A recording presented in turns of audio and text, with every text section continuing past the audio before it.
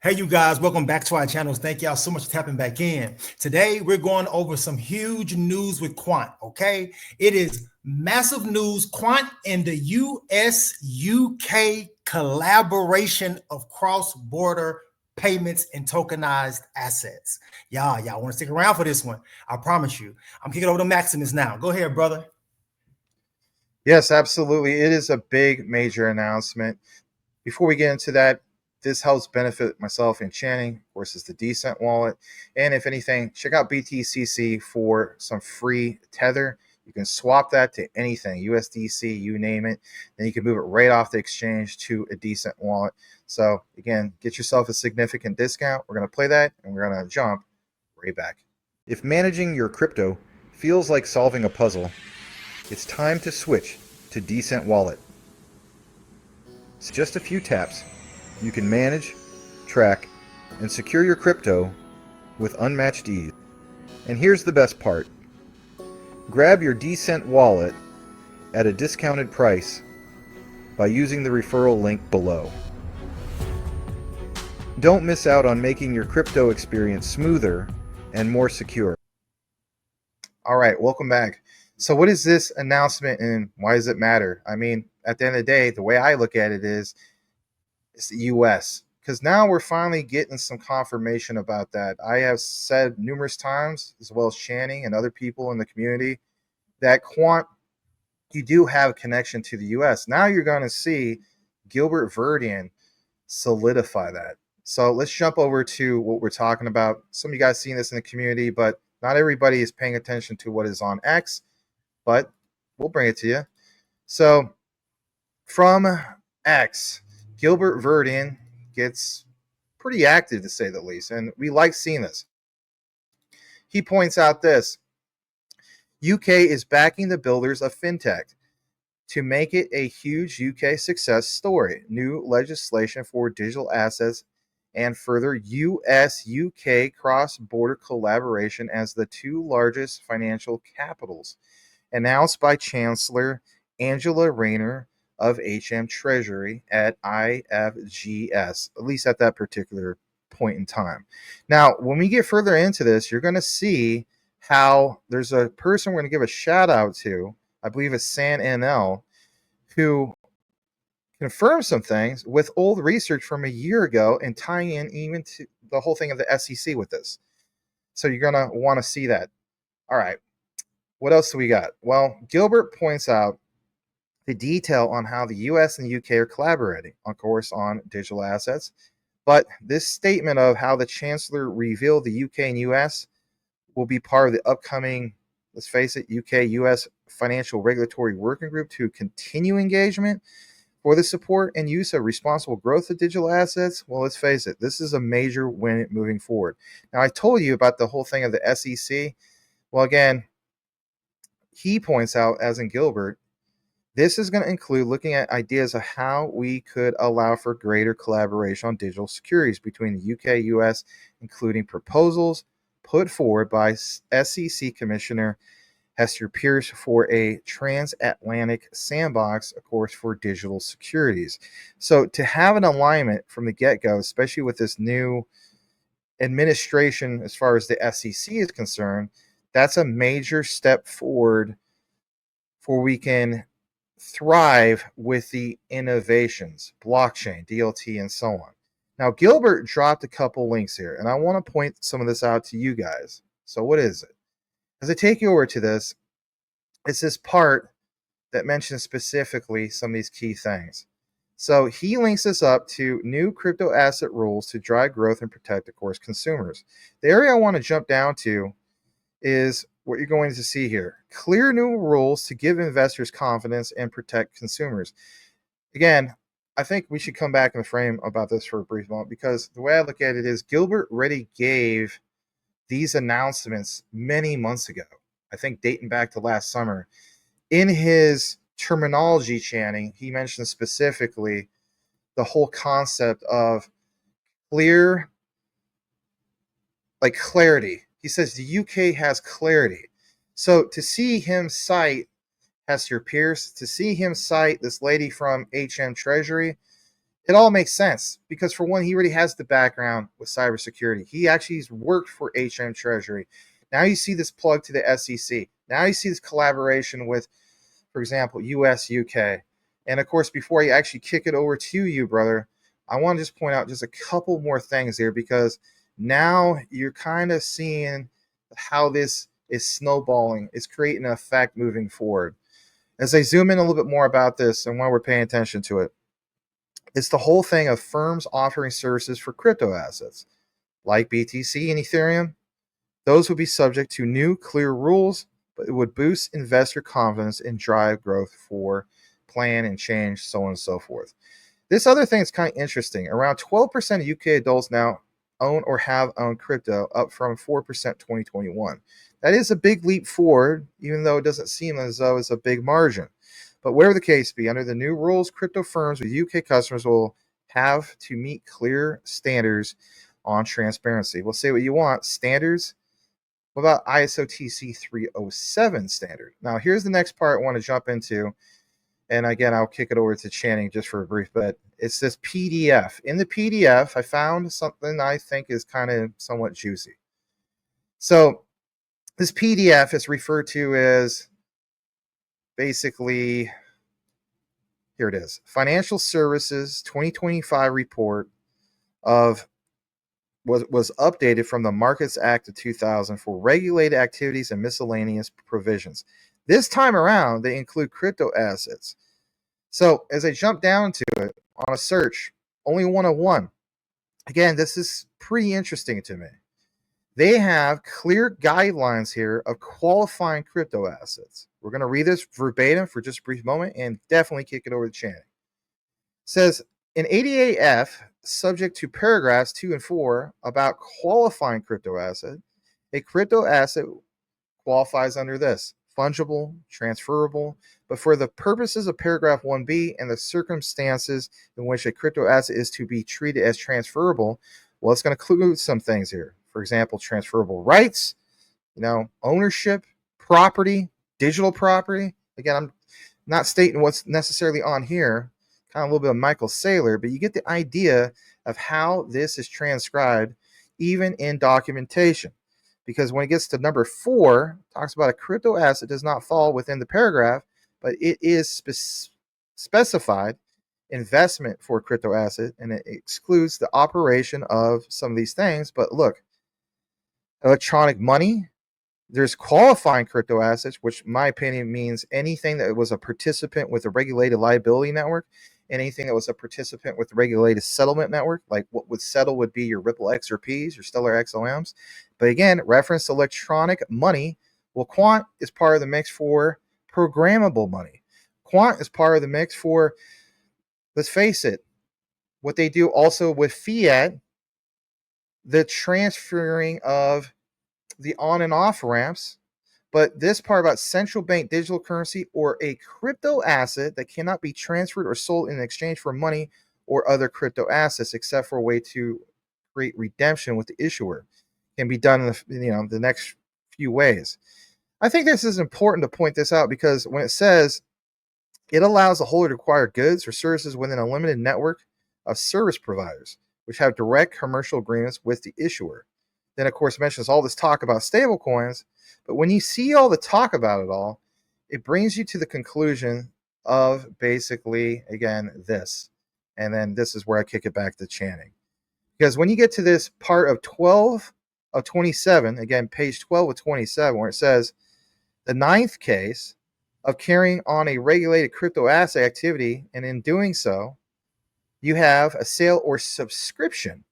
As we know, with Quant's Overledger, that's a subscription-based model. Even Quant Flow, subscription-based model. And then it says qualifying crypto asset, whether it's in the UK, and apparently this whole thing of the United States, I can put 2 and 2 together and realize, to me, that the subscription-based model would be the services for interoperability, workflow, and quite a few things moving forward. So, Channing, brother, the way I look at it is, I definitely want to pick your mind on this, because why would Gilbert go through all the trouble to mention this, to link this? He didn't have to say, hey, go click on this page, look at it. He just brings it out there for if and when people like us want to wrap our minds around it. Your thoughts? Brother. So basically, it's alignment. That's what it is. You have now the US with the House and the Senate and the presidency and the SEC and the Treasury, the comptroller of currency, all of these players and these high government ranking officials coming in alignment with crypto and distributed ledger asset technology processes in America. Then you see in the UK, which we already know, Gilbert Verdian, who has been a GOAT in this space, now bridging the US with the UK in things like those regulatory sandboxes, because now the UK also has that regulatory clarity that they've been waiting for, so that their big banks and institutions can also start playing in the realm of crypto and distributed ledger asset and things like stable coins and NFTs, or what they call it, the tokenization of assets and securities. Doesn't mean by that transferable. That was like a house or a car or something along those lines.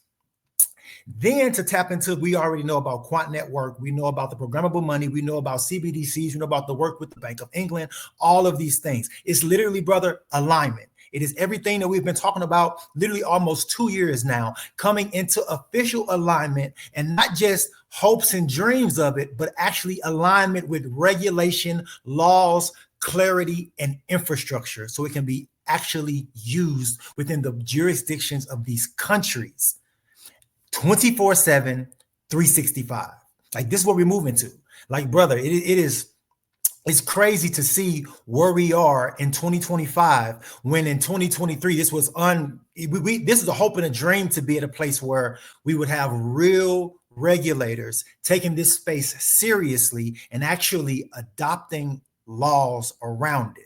Like, this is incredible. It's an incredible time to be in crypto, and it's an even more incredible time to know about Quant Network and any of the other completely compliant ISO gems. Like, brother, this is quite the deep dive today. But I kick it back over to you. It is quite the deep dive, but it needs to be. If it's warranted, then we get into it, do we not? Absolutely. So that's right. So Channing just mentioned this whole thing of alignment. Don't forget what he said in regards to alignment. Why? Well, I like supporting my fellow brother in this space. I like to be in line with what he's talking about.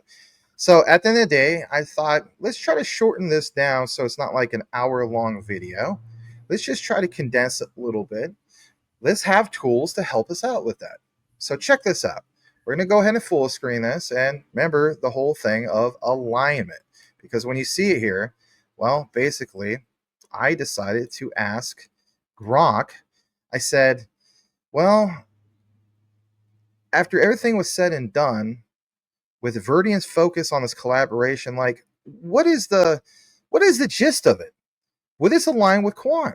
And guess what? The answer is yes. Quant's alignment with the ISO TC 307 standard, obviously authored by Gilbert Verdian, positions it to facilitate the interoperability needed for the regulated activities in the order, such as operating crypto asset trading platforms and safeguarding assets. Boom, check mark. The mention of new legislation and US UK collaboration ties into broader 2025 trends. Let's freaking go. And that means you have the whole thing where global regulators are increasingly harmonizing crypto frameworks. How many times have you heard Channing and myself, as well as other people we're networked with, mention harmonization? And this is seen with the European Union's MiCA regulation. So, boom. Also, that means you have the whole thing in which Gilbert Verdian was praised for providing clarity for the industry. I think this is absolutely major, guys, because it tells us that he is leading the charge. As if anything, it was prophetic. So Verdian's post underscores Quant's role in the UK Regulated Liability Network, which is the RLN, and the UK finance initiative involving major banks like HSBC, and Barclays. where Quant provides tech to settle tokenized deposits. Of course, through what? The Regulated Settlement Network, the RSN. This means it would directly benefit from the regulatory clarity in the order. All right, so that's awesome. Before we kick it to this next part, I do want to jump back to Channing, because the way I look at it is, that was a cool discovery, Channing. It is in alignment with what you said. It is in alignment with all the research we've been talking about. Before we get back to the part about where the market could go from here, I just want to get some of your thoughts in that regard. Grok is in alignment with you, my friend. Very well said. Thank you. I appreciate that. Yeah, it's like what I talk about on my channel quite frequently. It's ISO TC 307. That is the global standard for building on blockchain and distributed ledger technologies. Understand that it's 60 plus countries that have come together for almost a decade now, building out infrastructure, rules, and guidelines so that can then be taken to the countries so that infrastructure and laws and regulations can be built from them. This is the reason why you can have a regulatory sandbox with the UK and the US operate harmoniously, because it's all based off of the same outline and standard for that particular sector. People need to truly wake up and realize, the big notch in the big step that we're getting ready to do is this November, ISO 222. That is the first check mark. That is the first link in the box. After that, 2026, you guys, it is truly go live with this technology. It is truly start moving full steam ahead, because they have a roadmap of wholesale CBDCs by 2026. Retail CBDC by 2028, global mass adoption by 2030. This is not my timeline. This is their timeline. And a big part of that timeline, things like the G20 principles, the World Economic Forum Agenda 30, all of these things are the harmonization of these processes so that we can have global commerce digitally. And they're moving towards it. I kick it back over to you, brother. Go ahead. They are truly moving towards it, and it seems as though it's at a rapid pace now. Instead of so much speculation of what could come, the difference makers are those people that are now in office. Absolutely. And let's address that. So I want to give, as the saying goes, flowers, credit, and so on, to San NL. I don't think he's the only one pointing this out, but he's the guy I saw. So shout out to Brother San. I want to point out what he has, and it's basically some screenshots. So as we get further into this, well, you know how we mentioned specifically Hester Peirce? Yeah. You're going to see how this ages really, really well. Let's go ahead and full screen this. It's going to come up on the screen right now, and you see in the citation that dates back, I think, over a year ago, but it's from Ledger Insights. And yeah, it was about a year ago. So right around this time last year, everybody, again, the writing was on the wall, as Channing has pointed out. SEC Commissioner Peirce proposes UK US DLT sandbox for TradeFi. Boil that research and stick it back in the stew, everybody, because this aged very, very well. And what does it state here? At the bottom, it mentions specifically one of the surprising responses was Hester Peirce, the SEC Commissioner. She basically proposed at that point, which was roughly about a year ago, that the UK and US consider conducting an international sandbox together. However, she acknowledged that she doesn't necessarily have the backing of the commission. Think about it, because Gensler was in office at that point, and this proposal isn't as immediately actionable compared to other UK consultation responses. Currently, at that time, the DSS restricted this to UK firms, but Commissioner Peirce suggested at that time of expanding that to the US companies. And of course, the reason why that never came into fruition, well, ladies and gentlemen, we know the reason for that is basically Gary the Gopher Gensler. Absolutely. So with that said, I want to get your closing thoughts, because, man, did that not age well, Mr. Channing Harral? You know, brother, the research trumps FUD 110%. That is your famous saying, and I will say it to the moon and back, you guys. Understand that if we're talking about something, It's something that either Maximus or myself or both of us together have done research. No hype, no speculation, no shoulda, woulda, couldas. Research to bring you guys solid information and outlines to see now that it's not just the hypothesis of the UK and the US doing this digital sandbox together, but it's actually becoming a reality, being talked about in public on a stage, and knowing that things like the RLN and the RSN, you guys listen. This is the reason why we even have a sandbox that's being talked about publicly. And it's because the private trials of the RLN and the RSN have gone off without a hitch, has gone off perfectly. So now it's time to show the world, hey, we can do this. It's just like what the DCTT just, did I just say that right? Just did with their 24-hour trial showing everybody we can run our processes on DLT, 24 hours straight. No hiccups. It's showing the world that these rules that have been being worked on in the background and this foundation that's being laid in the background with all of these DLT that are very compliant, regulatory compliant, your IOTAs, your Quants, your XRPs, your XLMs, so forth and so on, your ISO tokens. It's now time to show the world exactly what we can do, because we've already done it for a year or two privately in the background on private permissioned blockchains. Now it's time to bring it to the public facing blockchains. This is an incredible time to be in the distributed ledger technology sector, especially if you are in entities that are being regulatory compliant and working alongside of the regulators. You will not be sorry in the long run of the DLT life cycle and process. The 4-year Bitcoin cycles are going to be a thing of the past, and it's going to be driven off of utility and utilization of DLT technologies by the largest entities in the world, governments, central banks, and multinational corporations, and indirectly all of the consumers of those projects and products, and which is us. We're going to thrive in this season of Web3, brother. I'm so excited. I kick it back over to you.